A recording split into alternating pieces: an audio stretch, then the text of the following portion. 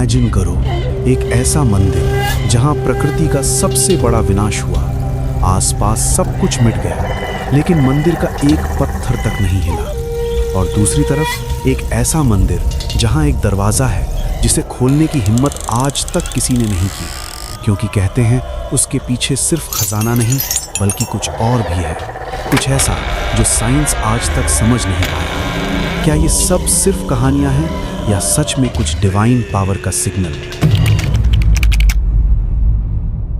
India के मंदिर सिर्फ पूजा करने की जगह नहीं होते, ये हजारों सालों पुराने एनर्जी सेंटर्स माने जाते हैं। और कई बार इन मंदिरों से जुड़ी हुई रियल इंसिडेंट्स ऐसे सवाल खड़े कर देते हैं जो साइंस के लिए भी मुश्किल बन जाते हैं।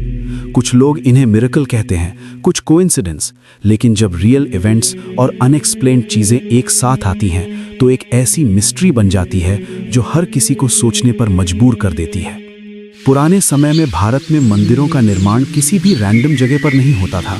उनकी लोकेशन, स्ट्रक्चर और डिज़ाइन बहुत केयरफुली प्लान की जाती थी। वास्तु और कॉस्मिक अलाइनमेंट के प्रिंसिपल्स यूज़ किए जाते थे। माना जाता था कि कुछ जगह पर पृथ्वी की एनर्जी ज़्यादा कॉन्सेंट्रेटेड होती है और वहीं पर मंदिर बनाए जाते थे। इसी वजह से कई मंदिरों में लोग एक अलग ही वाइब्रेशन फील करते हैं। लेकिन मॉडर्न साइंस इन चीज़ों को या तो इग्नोर करता है या उन्हें नेचुरल फिनोमिनन कहकर एक्सप्लेन करने की कोशिश करता है। फिर भी कुछ इंसिडेंट्स ऐसे हैं जहां साइंस के पास कंप्लीट जवाब नहीं है। 2013 में उत्तराखंड में एक ऐसी तबाही आई जिसे लोग आज भी याद करके डर जाते हैं। केदारनाथ फ्लड्स। इतनी भयानक बारिश, लैंडस्लाइड और पानी का तूफान था कि पूरा शहर बर्बाद हो गया।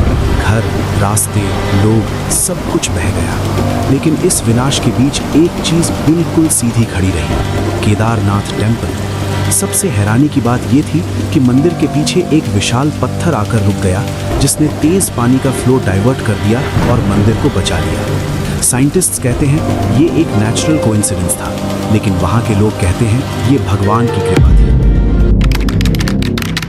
अब चलते हैं केरला के पद्मनाभ स्वामी टेम्पल की तरफ। ये मंदिर अपने अंदर छुपे खजाने के लिए दुनिया भर में फेमस है, लेकिन सबसे बड़ा राज है इसका वॉल्ट बी।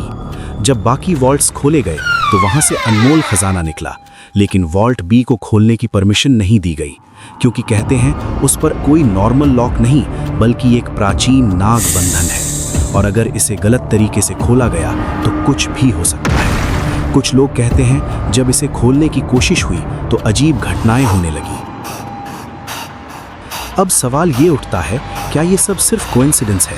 केदारनाथ में पत्थर का बिल्कुल सही जगह पर रुक जाना, क्या ये सिर्फ प्राकृतिक घटना थी या कोई अनसीन पावर का काम? और पद्मनाभ स्वामी टेम्पल का सील्ड वॉल्ट, क्या ये सिर्फ एक कहानी है लोगों को दूर रखने के लिए, या सच में कुछ ऐसा है जो खतरनाक हो सकता है? साइंस के पास कुछ लॉजिकल एक्सप्लेनेशंस हैं, लेकिन वो हर एंगल को कवर नहीं कर पाते, क्योंकि यहाँ सिर्फ फिजिकल चीज़ें नहीं हो रही, यहाँ लोगों के एक्सपीरियंसेस भी इन्वॉल्व हैं। डर, विश्वास और अजीब पैटर्न्स। और जब ये सब एक साथ आते हैं तो मिस्ट्री और गहरी हो जाती है। सबसे इंटरेस्टिंग बात यह है, दुनिया भर में ऐसे कई और मंदिर हैं जहां सिमिलर अनएक्सप्लेन्ड इंसिडेंट्स रिपोर्ट हुए हैं, लेकिन हर जगह एक चीज़ कॉमन होती है, इनकम्प्लीट आंसर्स। इस मिस्ट्री को समझने के लिए कई थ्योरीज दी जाती हैं। पहली थ्योरी कहती है ये सब नेचुरल इवेंट्स हैं। केदारनाथ का पत्थर एक जियोलॉजिकल एक्सीडेंट था और वॉल्ट की कहानी सिर्फ एक मिथ है। दूसरी थ्योरी कहती है पुराने भारत में एडवांस्ड नॉलेज था जिसे हम आज तक समझ नहीं पाए, और मंदिरों को ऐसे डिजाइन किया गया था कि वो डिजास्टर्स को झेल सके। तीसरी थ्योरी कहती है ये सब डिवाइन इंटरवेंशन है, केदारनाथ टेम्पल को भगवान ने बचाया और वॉल्ट भी किसी डिवाइन एनर्जी से प्रोटेक्टेड है। और एक थ्योरी ये भी कहती है शायद हम कुछ नेचुरल फोर्सेस को अभी तक समझ नहीं पाए हैं, जिसे पुराने लोग स्पिरिचुअलिटी के रूप में समझते थे।